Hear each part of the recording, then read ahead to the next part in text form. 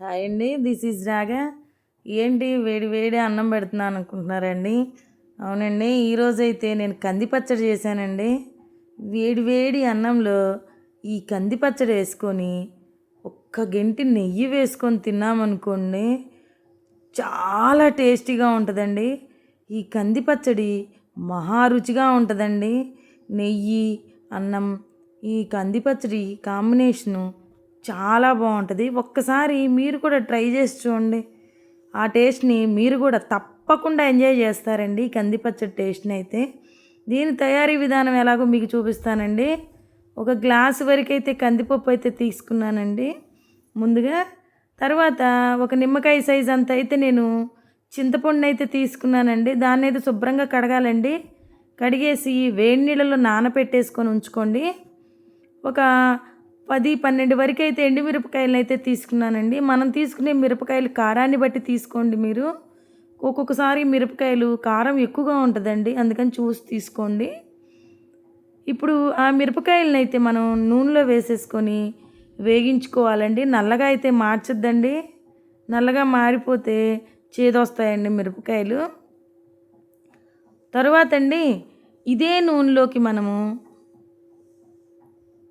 కందిపప్పును కూడా వేసుకొని ఎర్రగా అయితే వేయించుకుందామండి. కందిపప్పును కూడా మనము, ఇవి కూడా ఎర్రగా వేగాలండి కందిపప్పు కూడాను. అలా అయితేనే టేస్ట్ బాగుంటుందండి.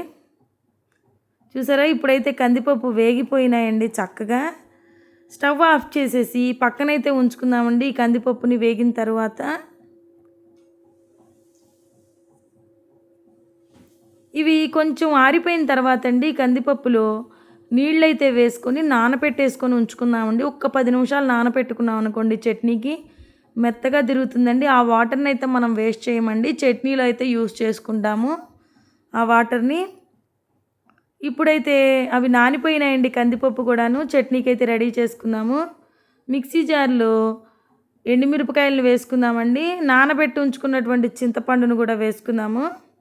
తరువాత నానబెట్టుకున్నాం కదండి కందిపప్పు, దాన్ని కూడా యాడ్ చేసేసుకుందామండి.